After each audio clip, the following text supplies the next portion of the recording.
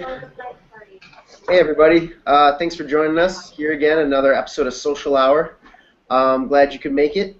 Today we have one of our lead developer, or our senior developer, I'm sorry, Kellen, and our search genius, Veronica. So we just want to see, get a little feedback from them, see what they like about Symmetry, what they do here, tell us a little bit more. Again, if you have any questions or comments or anything, go ahead and leave those in the bottom there, and we'll try to address them as we go. As I mentioned before, if you're watching this live, there is a bit of a 7-second delay, but we will try to be as real time as possible with you. So let's kick things off. So Kellen, can you let us know just kind of, why you came to Symmetry and what you do here for us?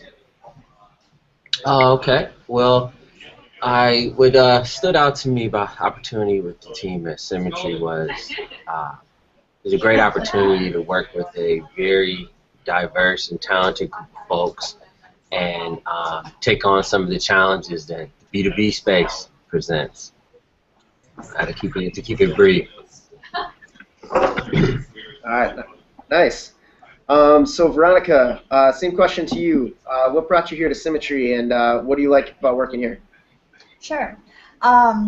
Guess my answer would be a little bit longer, but I came from a B2C company, and doing search marketing, there's a lot of B2C companies that are already utilizing this tactic. And with B2B, there is somewhat of a learning curve. There's not a lot of B2B companies that are adopting it just yet, so it presented a lot of challenges. And I really like a challenge, and I thought it would be a really good opportunity to kind of not only be the expert at the company, but also be an educator to our clients that are in the B2B space. And I kind of I like the idea of teaching what I do because it helps me learn, and that's kind of the main thing that attracted me to me.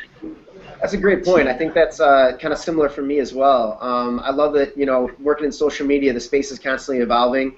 When I was a little kid, if someone would ask me if, what do you want to do when you grow up, I would definitely not have said working in social media because it wasn't even around at that time, let alone being able to do a live Google Hangout here on a Facebook page, which is still kind of on my mind.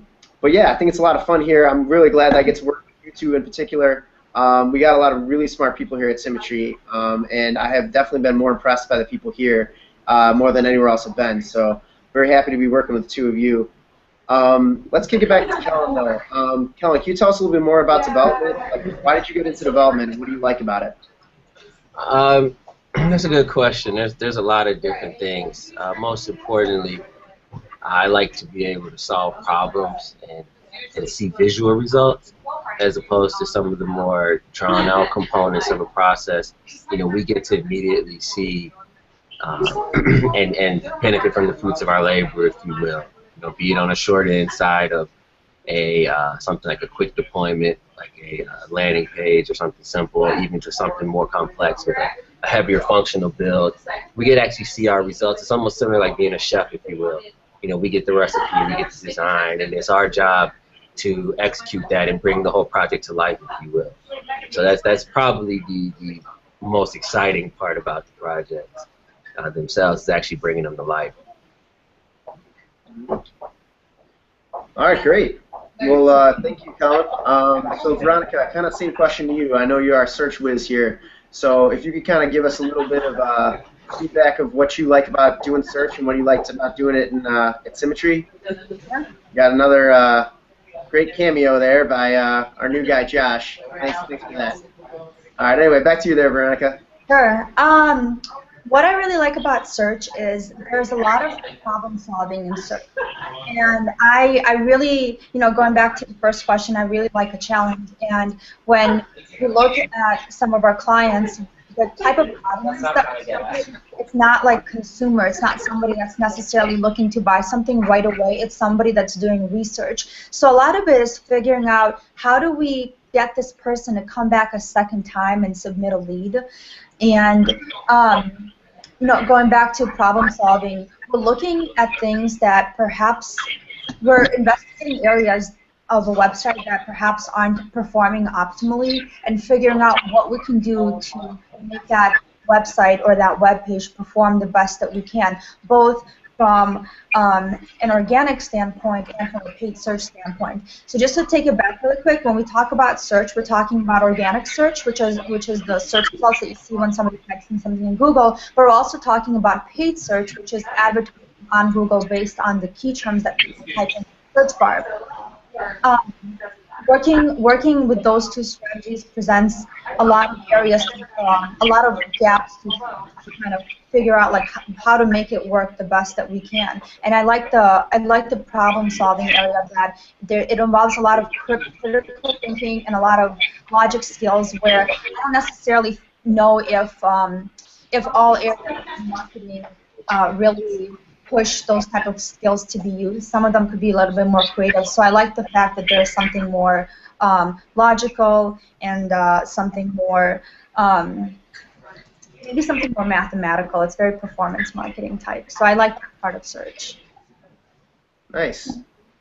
Yeah, just about every time I talk to you, I learn more about search. And it's kind of crazy when you're, I think, a consumer or just maybe an average person who's not in marketing, you don't realize that just typing something into Google, how much back-end stuff's going on there. You know, how many different algorithms are at play and all the different factors that are much more than just keywords. So that's always really fascinating to me. And I think we can learn a lot more as we start to integrate. And that's one of the things I love about Symmetry here too, is that we're able to kind of integrate so much with so many smart people that I'm learning something every day. Kellen and I were talking today about trying to figure out some of the extra functionality Facebook's coming out with. We've been talking about this, just the Google Hangouts on Facebook and some other things. So it's really exciting to kind of be able to push the limits, even though sometimes we're in those industries that are lagging behind as far as technology. So it's a lot of fun. I think that's a good segue, though, into what Kellen maybe could tell us a little bit more about is working at this B2B marketing company where we've got a variety of different clients, but they're all B2B for the most part. How is development for companies like that different than maybe working at a production house or you know, app development or any other type of development that's out there? It's an interesting question. It actually just kind of adds a additional compartment, if you will, to the project lifecycle as a whole, because you not only have the end user as a customer, but you have a content administrator as a client we have to build for, as well as the needs of the brand trying to reach the other brand, and then ultimately the consumer at the other end of that. You know, be it the point person for a brand or a actual buyer, because some of the projects sometimes are both consumer-facing and brand-facing, and you also have a lot of opportunities where you're building intranet sites, which are all internal client-facing sites. So aside from the, we'll say, a multifacets of a project, you also have to now fight a little bit heavier of the browser side battle with every developer's favorite, Internet Explorer. And you deal with some of the additional troubleshooting and QA and multiple layers of due diligence that must be followed to satisfy that. It still would keep up with current trends and best practices in the digital space. So it's a unique process in itself, but it's fun all the same.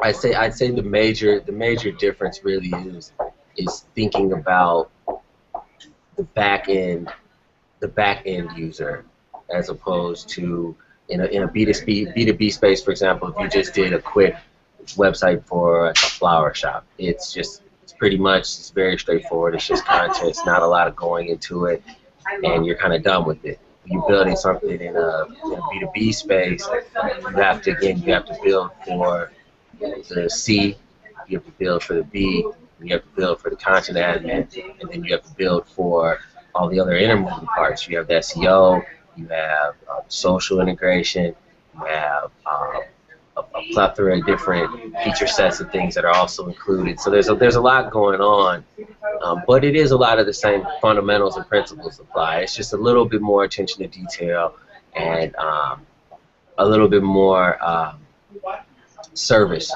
if you will. Nice. Well, thanks very much, Kellen. So we actually got our first question from the audience here. Our own Amanda Lurvy was wondering, for a question to all of us, what's the hardest part of your job? And I think I might want to throw that to Veronica first. So why don't you let us know? You actually work pretty closely with Amanda. So can you answer that for us? Sure. I think that with search, there's this idea, because search right now, or at least organic search, it's really hyped. Like, oh, you need to be doing search. You need to be optimizing your site. And I think there's perhaps the hardest part is explaining to clients or anyone in general how search works and what the true potential is, but also that it's not really a one-and-done strategy. It's not something you do it once and then it works and that's it. Search really is a long-term solution for a website that wants to create content that's meaningful to its users. So in search, a lot of people say, oh, well, you need to optimize, this element and this element. Optimizing it doesn't give you optimal results. You really need to, it's a consistent effort. A business that's consistently working on their website and wants to make it better and better and more resourceful is going to succeed in search rankings versus a website that maybe optimizes it once and leaves it alone and doesn't do anything. Okay, that makes a lot of sense. I definitely feel you on a lot of that too, as far as for social media, because we have a lot of the same hurdles. I think just about everybody feels like they're on social media, so they know kind of what it is, and they kind of sometimes overlook the opportunities that you can have, just because the way we see it as marketers is that social media is more of a tool, and then with regular consumers or even just some of our B2B customers, sometimes they actually also think of it as a tool, but a lot of times they also think of it as just a place to hang out, a game platform, a way to connect with people that they're really close with and personal with. So the way they think of things is very different than the way we think of things, which is very similar, I think, to your point there about search from a marketing perspective versus someone who just wants to hop on Google and find something. So it's kind of difficult to be in a space that is constantly evolving, which that's what makes it very exciting. But at the same time, it's also what I think makes it a little bit difficult in cases, because you have to be explaining about what exists, how it's used, and a lot of times you think you're explaining it to somebody who may understand, and you may be explaining to somebody who is still learning on that side of it. So it's definitely a constant challenge. It's an always-on approach, same way as search would be, and it's just kind of a more continuous stream that is not really the traditional campaign structure that a lot of agencies are used to. Kellen, what do you have to say about that? Is there anything in particular that makes being a dev guy a little bit harder? I wouldn't say so much hard as much as something that a lot of times we like to overlook is the maintenance component of the tools and solutions we build. We're the last line of defense for every project that we deploy, because if we don't build it, we don't do our job, the sites won't function right, they won't work, they won't be sustainable, they won't be scalable, and ultimately the first thing that we know is something didn't work right. We deal with a lot of APIs, and there's a lot of moving parts to a project. Everyone has their own API library they update. We build custom tools and solutions for a lot of projects. We do a lot of third-party integrations like Salesforce, Twitter. We do a lot of MailChimp stuff. A lot of different. We use a lot of tools that we didn't build, that we don't necessarily control the update schedule, the life cycle of, that we have to maintain. So for every new project we take on, is another new project we must monitor. So I wouldn't say it's so hard as much as something that sometimes gets taken for granted, when we do come up with a complex solution. You mentioned like an app build, for example. Like, that's a big thing, because we have to update our apps as the browsers and the platforms update. So when the new version of iOS comes out, we must make adjustments with the app to redeploy the app so that the app is taking advantage of the features that are built in to the respective devices. So to keep it brief, that would probably be the biggest thing that we really have to make sure we do our due diligence with, and make sure that we're covering all our bases, because a lot of times a site will go dormant as far as the client's concerned. If we don't need updates, we haven't done anything. It's like, well, in fact, there's a lot of maintenance and upkeep that has to happen to keep your site healthy. Yeah, Absolutely. I think that's great. I think we kind of have a consistent theme going there too. It's just that, a lot of the digital marketing practices and opportunities and strategies are much more of an always-on type of thing. That set and forget it stuff is not as easy anymore. It's not as available. So we do need to have that ongoing mentality and kind of planning for the future and knowing that there's going to be a little bit more into it than we originally suspected. So we just got one more question here from Veronica, but again, I do invite you guys to leave us some questions there. We'll try to answer them as we can. Another big shout out to Amanda Lurvey for giving us a question there. But we do want to find out one more thing from Veronica. Just what do you think if you had to pick one thing as far as search, just what you do each day? What's the most misunderstood thing about search? Let's see. I feel like there's a lot. I feel like the first one kind of reverts back to the last question. That it's just a one and done trick, and it's really not. It's a continuous effort. I think the other part is understand. I think the other part, especially for clients in B2B, where what they sell has specific terminology, or our clients talk about things that doesn't necessarily resonate with the way people search for the things that they provide, and I think that's a little bit of a struggle, I guess. Is just understanding that the way people search isn't necessarily the way that you talk about your services. You need to kind of figure out the gold where you talk about your services the way you want to talk about them, but also make them in a way that's inviting to the person. Great answer. Well, thanks very much for joining me here this week, guys. That's kind of the end of my questions here, but I might just throw you a loop if you don't mind. So since we do have a lot of Symmetrites watching this week, I was hoping maybe, can you give us one thing that maybe not everybody in the office knows about you? And yeah, Kellen, I'm looking at you first. Oh, wow. One thing that people don't know about me.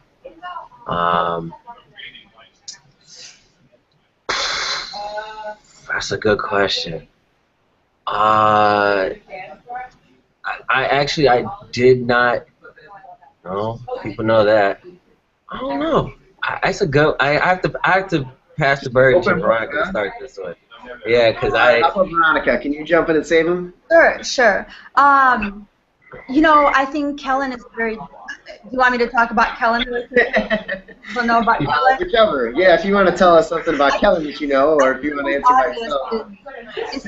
I think people recognize that Kellen is a very thoughtful person. He puts a lot of thought in the things that he says and the things that he suggests. But I think that maybe what people, I don't want to say don't know about him, but maybe don't realize is that he has experience and knowledge in multiple processes outside of simply web developing, but just common sense in marketing and how it makes, from a business standpoint, he's got a lot of just in general, a lot of good input from things that he's learned, and I think that he does that he applies other experiences to his very focused job, but his intelligence spans outside of what he's actually focused on at work. Nice. That's a kind words. I appreciate that. Thank you. Which actually helped. That bought me some time too. So I appreciate that. And it's interesting that you recognize that, because in fact my primary degree is in marketing, and I'm almost 90% self-taught development. I actually acquired my problem-solving skills from my father is an engineer, and my mother is an artist, so it was a healthy balance. But I got something that a lot of people don't know about me. One of my favorite television shows is Crash and Bernstein. I watch it with my daughter, and it's very entertaining. You should check it out. So that's a fun fact people don't know about me. All right, nice. I always have my cup with me. Still proof. All right, Veronica, you're up. What people don't know me. I act very nonchalant. I'm very goofy, but in fact, I'm a huge proponent of social justices. I like current events. I'm very well-rounded about things that are happening in this world, and I'm very passionate about Pretty much, I believe that everyone needs to have an equal opportunity to do the things that they want to do. And you know, when I'm not doing things at work, I the things that I do like volunteering and things like that. But what really matters to me is I believe intelligence equals freedom. I repeat this a lot, and that's I truly believe that kind of like ignorance breeds ignorance. I think that the more knowledge people have and the more opportunity to gain knowledge people have, the better a society we can have, not just in America, but in any country. And you know, in the future, I hope to be in a position to enlighten people, give others an opportunity to learn and to educate themselves and to push themselves beyond what they believe they can achieve. And that's as sentimental as I will get. Nice. I appreciate that. I think that if I might add a comment about Miss Veronica, for as knowledgeable and as serious as a person as she often comes off as, she has quite a vibrant personality and sense of humor, and that's undervalued. I'd have to say, to be completely forthcoming about Miss Veronica. Nice. Well, I appreciate you guys letting us know about that. So since you are my wonderful guest this week, I'll offer you the same courtesy I do with most of them, that you get to pick the next victim. So Kellen, any thoughts on anybody who hasn't gone yet who you think should? I think we should put Mr. Winston behind the microscope, our technology manager. I think he would have some unique insight to add to this conversation. All right, nice. So Veronica, who do you got? Who do you want to throw on the pile? I don't feel like we really have had a designer on here, and the last design that I talked to was Megan, so I'm going to call out Megan. I know she's also a person that likes to think a lot, she's very opinionated, so I think that would be a great contributor to the social hour. Nice. All right, so I will also try to stop by with you guys and see if you have any questions for them, so that maybe you can kind of put them on the spot a little bit next week as well, since you did call them out. But yeah, so there you go. You got Winston and Megan for next week, so please tune in again. Actually, next week, exactly, we are going to be taking a break again from Social Hour, but should be the week after that. We'll be jumping back in, and just keep on checking in on us on the Facebook page, or check your email if you work here at Symmetry. So thanks again, and that's all for us, folks. All right. Thank you for your time.